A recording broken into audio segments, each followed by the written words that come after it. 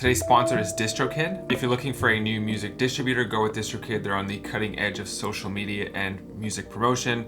They have a ton of free promotional tools to choose from, many of which I use on pretty much every single one of my releases. There's a 7% discount linked in the description of this video. And if you do use that discount link, it really does help out this channel, helps what I do. And we'll be talking specifically about one of their free promotional tools called Hyperfollow, which is essentially a link in bio link later in this video.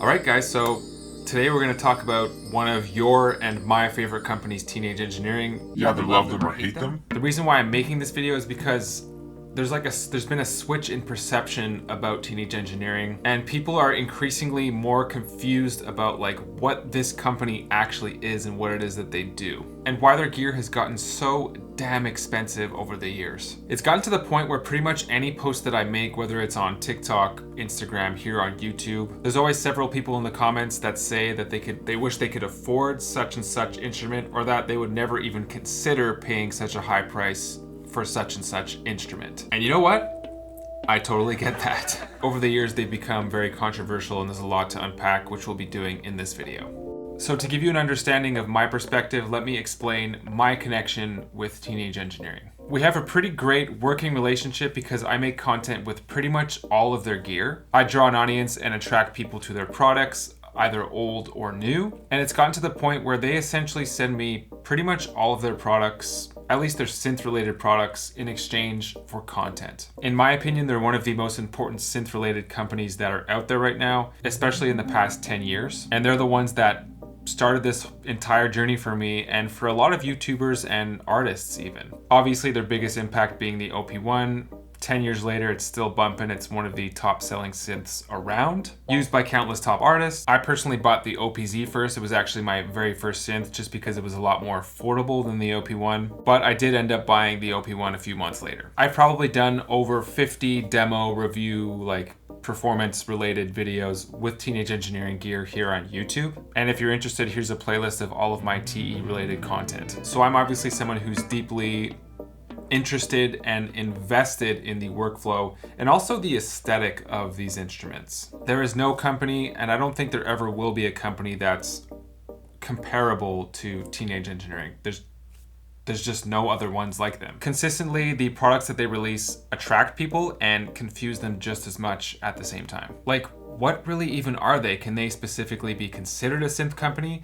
The answer to that is most definitely no. I mean, let's just take a quick look at their Instagram. Sure, so you have a bunch of synth-related products here, but take a look at the products that have nothing to do with synths. There's a PC case right here. What's it called? The Computer One. They were selling this like limited edition off-white jumper, like jacket and pants for a ridiculous price. I think it was over $1,000. And speaking of those sorts of prices, that's definitely something we'll be looking at later in this video. I mean, how could you not? You've got the OB4. What's all the hocus pocus about? It's like the magic speaker. Further down, we've got Playdate, which is a gaming console. I actually bought one of these in 2021. I still haven't received it yet. It's one of those consoles where you're able to choose the game that you want to download into it.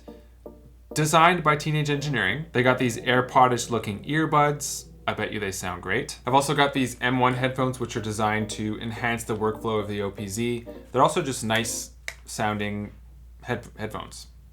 Actually, a ton of you have already asked about these, so I will be doing a review about them in the future. And once again, the aesthetic of these things is just on point, which is probably why you guys keep asking about them. And then there's the Moog Multiplier, a first of its kind pressure forming machine made to fit on your desktop, created by Moog, designed by Teenage Engineering. I saw a post on Reddit about this. I'm not sure if it's 100% true, but apparently they were the first company that were approached for the Donda stem player. Here's what it's supposed to look like, and now that I look at it, it kind of looks like the TX6, so they might have, done one of these designed by Teenage Engineering. You see what I'm emphasizing, what I'm trying to get at here, guys? I met with an ex-Electron rep when I made it out to LA. He explained something to me, and he's the one that really made something click for me. He actually knew the Teenage Engineering team from the early days, and he was the one that suggested they're not a synth company. They're a design company that happens to make synths. Click. They're making statements about their products. Like a great example is the OB4. There's no output, so it's a speaker, but it has input, Bluetooth, radio, other weird features. It's confusing. They're in this really unique designer position where you're paying for a teenage engineering product, so if their name's on it, people are going to pay for it. I personally just think that they're really smart and their timing is impeccable. They kind of swept in this era where the visuals are a lot more important than us synthies would like to admit. Aesthetic is very important, and the quality and uniqueness of their aesthetic is backed up by products that are great. The OP1 is great, the OPZ is great, pocket operators are awesome. Circling back to how people get confused about their products, I'm gonna screenshot this. Check out the comments on the Meiku multiplier post. Yeah, so that pretty much encompasses and supports the crux of this video. Prices, this is a teenage engineering video. Let's take a closer look at the prices of their products. So first off, are all of their products unaffordable? Definitely not. So obviously the first thing that comes to mind, and a synth and or sequencer that I recommend to so many people, pocket operators. If you're getting into DAWless creation, or if you just want to dabble a little bit with synths, I think that pocket operators are one of the best ways to enter into that world. Simple, very simple sequencers. They're around $100 or less, and in my opinion, they're pretty underrated. A lot of them you're not able to sample on, in which case they sound very specific, but the POKO, PO33, that's the one where you're able to sample on. Same with the PO133, and those you could really take it into a different direction using samples. Playdate is another one that's quite affordable. It's currently listed at $179 US. That price might be subject to change just because of like the stock issues that the world is having right now. I think it was a few years ago now, they collaborated with IKEA. So you know that's gonna be affordable. They made speakers called Freckfens. I'm honestly not sure if they're still available, but they were very affordable. You could probably still find them on eBay being resold. The OPZ is also very affordable. Some people would maybe debate borderline affordable for what it's capable of doing compared to the competition these days. Ultra portable channel changer looking thing, and also a beast of a sequencer. Great synth as well. If you hit up the forums, people do sometimes complain about the build quality of this thing. I've had it for over 3 years and haven't had any issues with it, so yeah. Also, people say that it bends over time. I don't know, I'm not really seeing that. Although, if you want to unlock the full potential of the OPZ, that's kind of where they get you. So I'm just gonna take a second to open up the back of it here, and you could put in different modules. So I currently have the latest module. It's called the line module. So you open up the back, and here's the module here.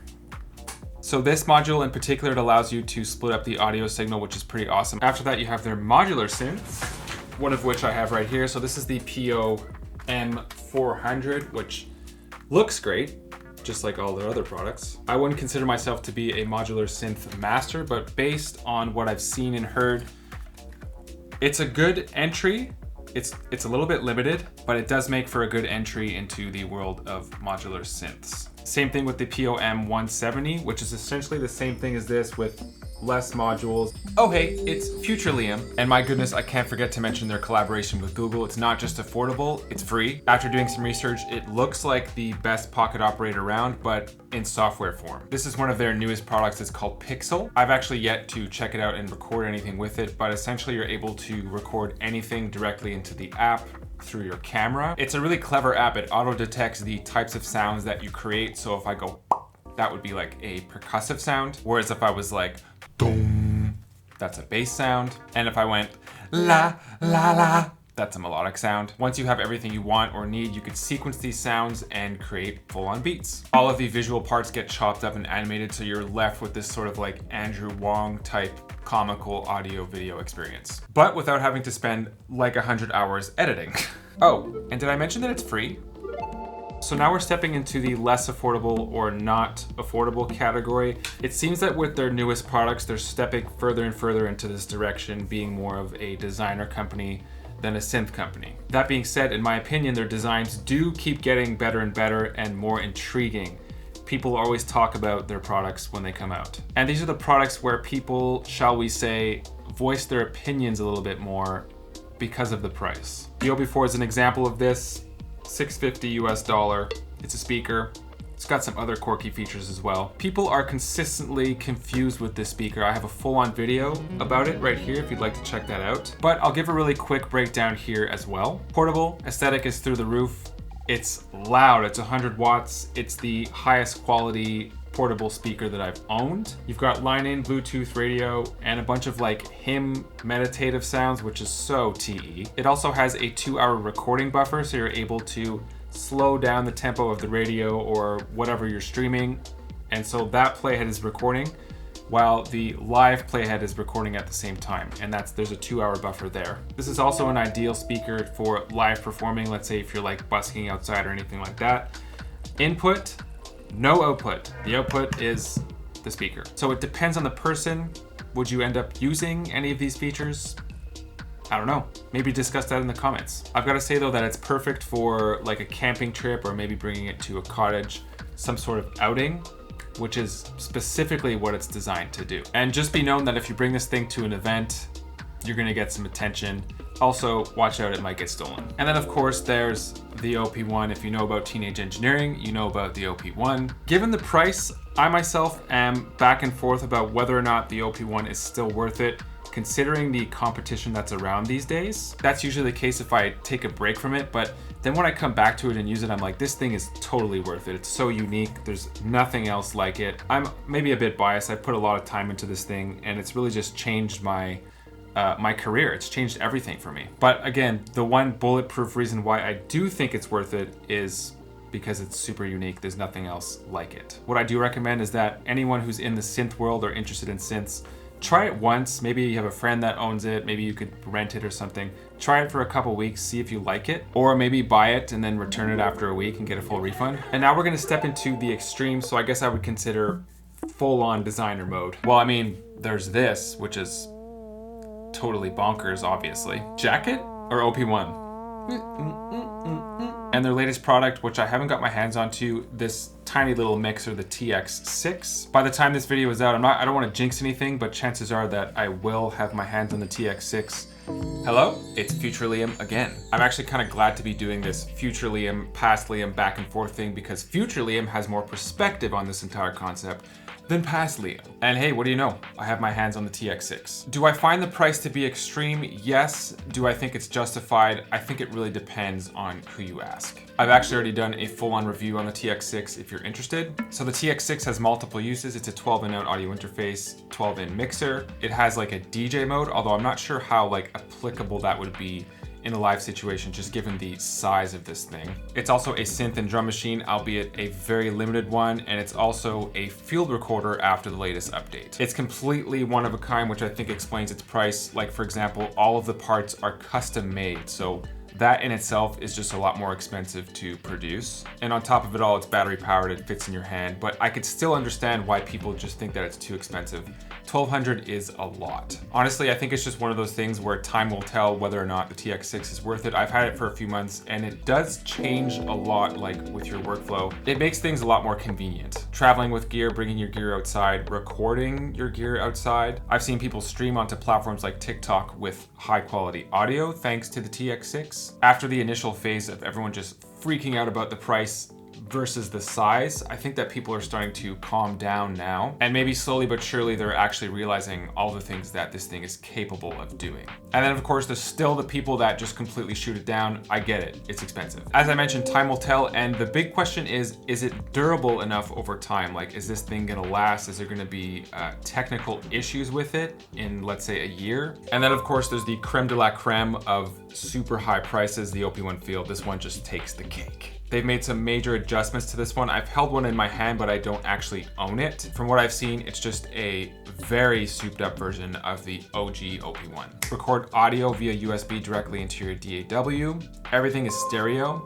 Huge, that's huge. There's a new synth engine. There's also a new effects called Mother, which everyone seems to love. It's much more MIDI compatible, and I just have a feeling that they maxed out the updates of the OG OP1. I mean, that unit is like over 10 years old now. So I'm sure that just like with other hardware, the OP1 Field, there's gonna be a lot of updates in the future to kind of just keep up to date with other synths. But yeah, I really like that they didn't change any of the magical workflow of the OG, they just added to it. So I think that's great. But, and this is a big but, it's $2,000. Honestly, I think that the TX6 price is a lot more justified than the OP1 Field because it's one of a kind, there's nothing else like it, and it does offer a lot. But in terms of synth samplers and groove boxes, there's other units that you could buy that do more, are more capable than the OP1 Field, and much cheaper. Especially after those last 2 expensive releases, it just seems that everyone seems to be ready to bash Teenage Engineering with every new release. Unless they're free, of course, like Pixel.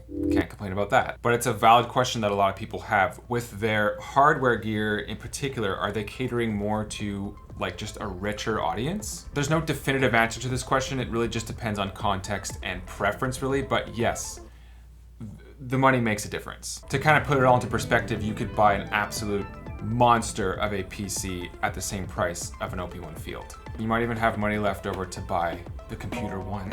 There's obviously no beef here. Teenage Engineering is a very valuable company and they've changed the life of so many people creatively. I'm one of the many people that will consistently follow what they're up to and be interested for sure. And if I can, I'll get my hands on these products and show you guys what they're all about with some hands-on content. I make suggestions based on my own experience, but I obviously don't have any opinions on what you guys should buy, what you should spend your money on, whether it's Teenage Engineering products or not. I'm pretty moderate on the subject and respect everyone's opinions regardless. And yeah, still recommend most of their gear. Now let's talk about that link in bio link that DistroKid offers for free. First off, go with DistroKid. It's $20 a year to release unlimited music to all major streaming platforms. So that's like Spotify, Apple Music. If you're someone who's currently using or possibly even paying for a monthly link in bio link service, like I was just a few months ago, you could be saving some money going with DistroKid. So the tool is called Hyperfollow. You could claim as many pages as you want. Here's what it looks like. You can embed your latest YouTube video, your latest single, social links, other important links that you want to lead people to. So many other tools and reasons to go with DistroKid, but we just don't have the time. And you guys know where to go for that discount. Thank you guys so much for watching. Please subscribe if you haven't already. Apparently 50% of you are not subscribers, so hit it. I've left affiliate links for Teenage Engineering products in the description of this video, so if you end up using those links to purchase any of your products, I make a small commission from that sale. So that's just a great and free way to support what I do. As always, thanks for watching. Don't destroy the comments too hard in this video. It is a Teenage Engineering video, but yeah, we'll see. Okay, bye.